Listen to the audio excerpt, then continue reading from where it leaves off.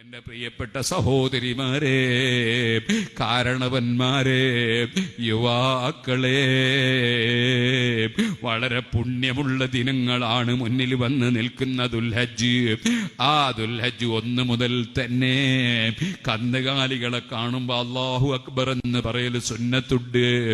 8-ന്റെയും 9-ന്റെയും നോമ്പ് പ്രത്യേകം സുന്നത്തുണ്ട്.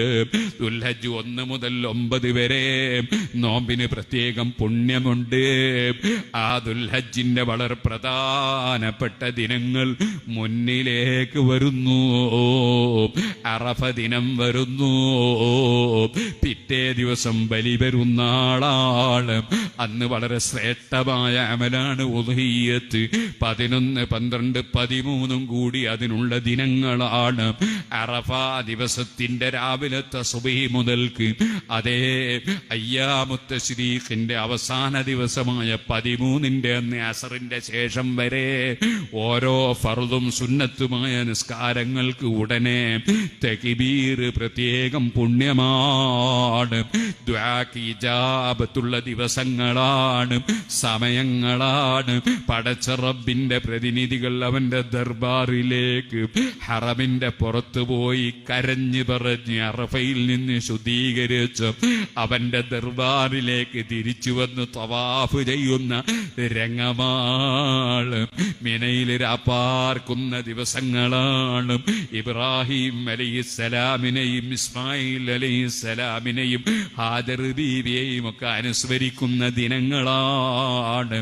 സുബ്ഹാനല്ലാഹ്, അവരെ അനുസ്മരിക്കുന്നതിനാൽ ഭക്ഷണം കൊടുക്കാൻ വലിയ താല്പര്യമുള്ള മഹാനായ ഇബ്രാഹിം നബി അലൈഹിസ്സലാമിനെ അനുസ്മരിച്ച് അവിടുന്ന് ത്യാഗത്തിന് തയ്യാറായതിന്റെ പേരിൽ സ്വന്തം മകനെ അറുക്കാൻ റബ്ബിന്റെ നിർദ്ദേശം വന്നപ്പോ റബ്ബിന് ഞാൻ എന്തും സമർപ്പിക്കുമെന്ന സമർപ്പണ ബോധത്തോടെ മകനെ അറുക്കാൻ തയ്യാറായതിനാൽ വലിയ സ്ഥാനം ഇബ്രാഹിം നബി അലൈഹിസ്സലാമിനും അതിന് ക്ഷമിച്ച് ഞാൻ നിന്നോളാമെന്ന് പറഞ്ഞ മകൻ ഇസ്മായിൽ അലൈഹിസ്സലാത്തു വസ്സലാമിനും വലിയ സ്ഥാനം ലഭിച്ച ദിനങ്ങളാണ്.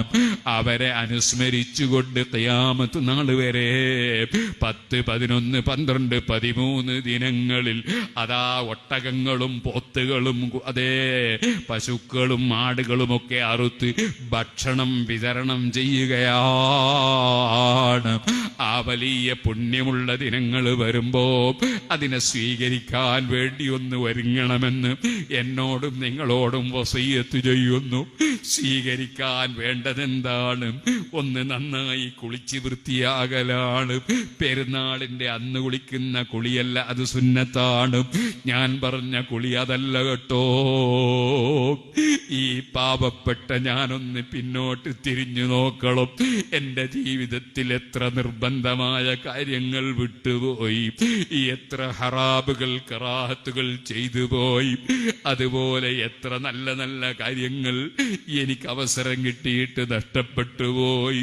അങ്ങനെ പിന്നോട്ട് തിരിഞ്ഞു നോക്കിയിട്ട് ഇന്ന് വരെ വെള്ളവും ഭക്ഷണവും തന്ന റബ്ബ്, ഓക്സിജൻ തന്ന റബ്ബ്, ആരോഗ്യം തന്ന റബ്ബ്, കിഡ്നിയും ഹാർട്ടും തന്ന റബ്ബ്, ബ്രെയിനും കരളും തന്ന റബ്ബ്, എല്ലാ അനുഗ്രഹവും തന്ന റബ്ബിന്റെ മുമ്പിൽ പൊട്ടിക്കരഞ്ഞ് തൗബ ചെയ്ത് തെറ്റുകളൊക്കെയും ഒന്ന് കഴുകി വൃത്തിയാക്കണേ.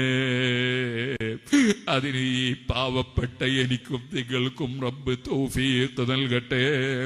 പുണ്യദിനങ്ങൾ പുണ്യദിനങ്ങളായി സ്വീകരിക്കാൻ റബ്ബ് ഭാഗ്യം നൽകട്ടെ. അവന്റെ കഅബ ശരീഫ് ലക്ഷ്യം വെച്ച് ഹജ്ജിന് പോയവരുണ്ട്, പോകുന്നവരുണ്ട്. റബ്ബേ, നീ പൊരുത്തപ്പെട്ട നിലക്ക് ഹജ്ജും ഉംറയും സിയാറത്തും ചെയ്ത് മബ്റൂറും മഖ്ബൂലുമായ ഹജ്ജ് നിർവഹിച്ച് കയൗമ വലദതുഹു ഉമ്മുഹു എന്ന നിന്റെ ഹബീബ് നബി സല്ലല്ലാഹു അലൈഹി വസല്ലം പറഞ്ഞതുപോലെ ഉമ്മ പ്രസവിച്ച അന്നുള്ള കുട്ടിയെ പോലെയായി ഹജ്ജിന് പോയവർക്കും പോകുന്നവർക്കും തിരിച്ചു വന്ന് ആ ശുദ്ധി നിലനിർത്തി ജീവിച്ച് മരിക്കാൻ നീ തൗഫീഖ് തരണം അല്ലാഹ്. ഞങ്ങളുടെ ദീനീ സ്ഥാപനങ്ങൾ ഞങ്ങളുടെ ദീനീ മജ്ലിസുകൾ, ഞങ്ങളുടെ ഈ അനുസ്മരണ മജ്ലിസ് അടക്കം നീ ഖബൂൽ ചെയ്യണേ അല്ലാഹ്. ഞാൻ എൻ്റെ വാക്കുകൾ നിർത്തുന്നു. എല്ലാവരോടും ദുആ കൊണ്ട് വസിയ്യത്ത് ചെയ്യുന്നു. നമ്മുടെ ഈ മജ്ലിസ് അല്ലാഹു തആല അവസാനത്തെ മജ്ലിസ് ആക്കാതിരിക്കട്ടെ.